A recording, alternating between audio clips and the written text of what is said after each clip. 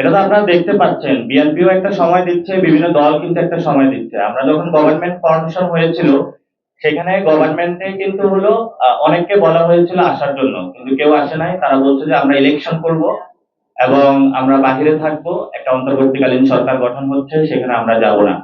এখন যখন গঠন হয়েছে, সেখানে তারা কিছু সময় বেঁধে দিচ্ছে, অথবা কিভাবে সময়টা নির্ধারিত হবে। কিন্তু সময়ের যে হলো যে গণ অভ্যুত্থানে যে মানুষগুলো শহীদ হয়েছিল, তাদের স্পিরিটের যে মানুষটা শহীদ হয়েছিল, তার স্পিরিটের জন্য কতগুলো কাজ আছে।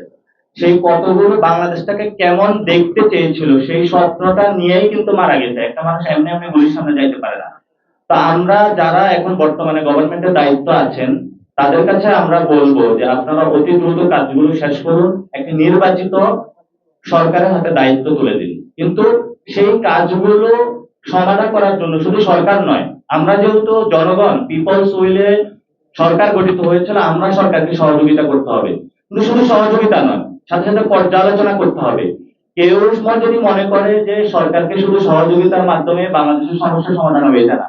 আমাদেরকে সাথে সাথে তাদেরকে পর্যালোচনা করতে হবে। যেটা আমরা চিন্তা করেছিলাম, আমরা 15 ডেজ বা 1 মান্থ হলো পিরিয়ডিক্যাল একটা, অথবা 1 মান্থে সরকারকে হলো আমরা পর্যালোচনা করব যে সরকার কতটুকু অগ্রগতি করেছে। এটা শুধু আমরা বলতে নাগরিক কমিটি বুঝাচ্ছি না, আমরা দেশের জনগণ যারা সাংবাদিকতা রয়েছেন, যারা বিভিন্ন দলে রয়েছেন, সবাই পর্যালোচনা করার সুযোগ আছে। আপনার সরকারকে আপনি যদি পর্যালোচনা না করেন, তাহলে আপনি কেন বসিয়েছেন?